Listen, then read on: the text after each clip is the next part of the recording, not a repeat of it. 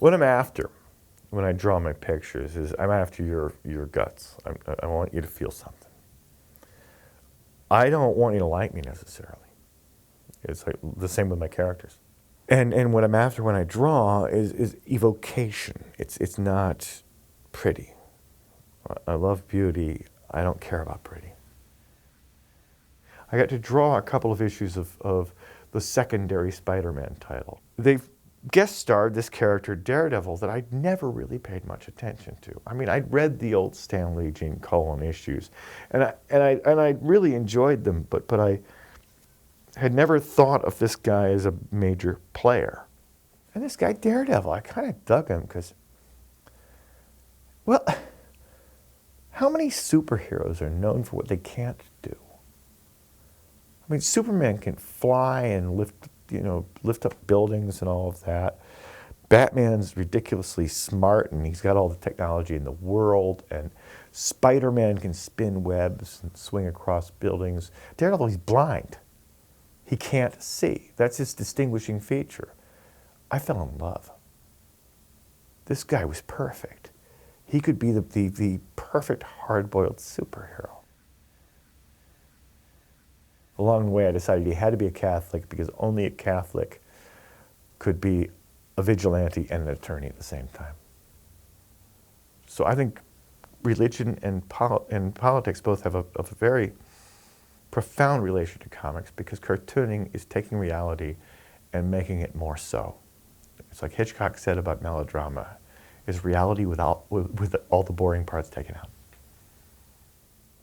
There was a lot of ruckus when I was working on Daredevil as it found its voice, because the violence was so harsh, and because people were getting cut up.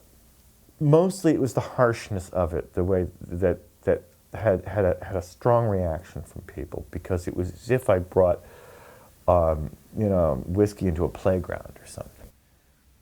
In comics, in comic books, in superhero comics, people have wasted an awful lot of creative energy and hard work looking for kids who aren't there. The audience who read Daredevil was not juvenile. They weren't. And I got this character who'd been pretty, I mean, I think even the most generous people would call it a grade B character. He was the poor man's Spider-Man. And everybody knew that. But I kind of saw this guy as being something much cooler. Matt's been the guy I punish for all my mistakes and sins. Because he really is, he is a flawed hero. In that he's a man who intends to do good and causes much damage. Matt should have been a villain. He had a horrible childhood. His romantic life is the worst. Oh, sure, the girls look great, but they end up dead or killing him or something. But somehow this guy redeems himself and moves ahead. He just doesn't give up. He's just like his dad.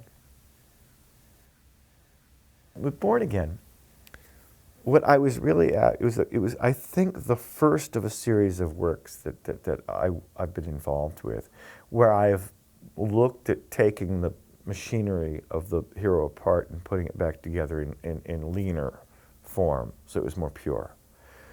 An awful lot of the conventions of the superheroes comes from the fear that was generated in the 1950s by the Senate hearings and the Comics Code and all that censorious nonsense. In Born Again, I really wanted to just say, okay, once and for all, I know you guys were moving fast. I mean, I know you guys, I know Stan, Bill, Stan Lee, Bill Everett, Wally Wood, all the rest. I know we all have to work for a living, and I know you kind of bashed this one out, okay? But let's take a look at it. Let's take a look at what works. And the Catholicism angle worked. And the senses work. I mean, Daredevil is by far one of the sexiest hero in comics. But beyond that, this lawyer vigilante thing, I mean, it's always been shaky. It's a fun contradiction, but it's a contradiction. And so I thought, break it down, destroy him. And then have the real deep hero emerge. And what I thought was the winning idea was I got rid of the costume for a good long time. And so that he wasn't wearing the tights, and you realize the hero wasn't the costume. The costume was just dressing around the hero. I introduced Elektra in the first issue of Daredevil that I wrote. I had been waiting to bring her in. I thought there was something stupid about the way superheroes always had these normal girls for girlfriends. Why? I mean, why would there be a Lois Lane to Superman? Why wouldn't he be running around with Wonder Woman? I mean, she can match him.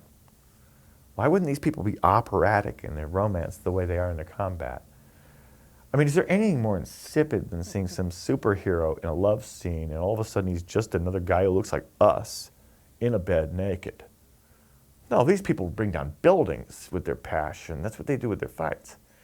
And Daredevil needed a romance that was worthy of him, of his passion and his physicality. And Elektra is such a good Greek myth from the house of Atreus. Agamemnon is her dad and is a vengeful force. And also, Freud named a complex after her. And she's got issues. And I just expanded upon that. And also, I mean, it was just an exploration of what I guess superhero sex would be like. I've been writing Daredevil for a few months when I told him I wanted to steal the Kingpin away from Spider-Man.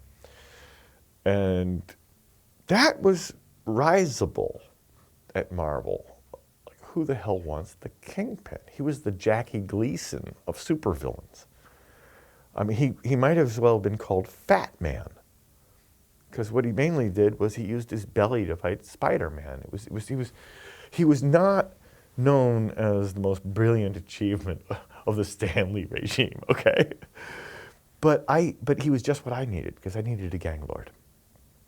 And my colleague John Byrne took me aside at one point, and you know, as he was doing his X-Men run, and we were just having a ball being rivals at the time, and he said, "You know what you got to do?" He said, "You got to do this. You draw this guy the way he's been drawn for the whole first issue he's in." And I went, "Yeah, huh?" John was older and entered the field earlier than I did. And he said, "Then you turn him into a Frank Miller character. Light him. You're the guy who does the lighting." And he gave me a wonderful moment, which is where the Kingpin goes from being this line clear guy, you know, visually conceived by John Romita, who has one of the most beautiful lines that the field has ever seen. And then I have him light up a cigarette, and all of a sudden he was mine. There was a tension with the Kingpin, Bullseye, and Elektra and Daredevil that all was a psychodrama. Bullseye is the ultimate bad boy. He's a psychopathic killer, yes. But he's really good at it, and he's really smart. The final act of the Elektra story had to involve him. And she had to be cruelly and coldly murdered by the worst possible enemy Daredevil ever had, because it was his ultimate humiliation. Along with losing the love of his life, he also, it was in such foul circumstance that the man was mocking her as he murdered her. And I don't think the symbolism of that sigh going through her was lost on much anybody. I mean, it was a rape murder in a superhero comic. It's pretty weird. To this day, I'm still surprised that Marvel was able to just say, okay. And in comics, you can't waste time. Comics exist in time. The reader is moving through time. It's not gallery work. And so you have to know how to produce it expeditiously, because that's where comics gain their energy. That's what makes them sexy. That's what makes them fun, is that they don't slow down in an artistic sense. Everything is narrative. What's done by the hand in comics is something that movies cannot approach. we've felt so long like we were like the retarded little bastard nephew of media that we've forgotten that we're better at certain things than they are. And then yeah, movies are much better at a bunch of things. Movies are much more powerful. Movies control pace. A cartoonist has to be really smart to slow you down. A filmmaker just has to leave the camera where it is for a long time. And it's a different set of virtues and weaknesses. So yeah, I came in wanting to make comics more cinematic. I stay in wanting to make them less so.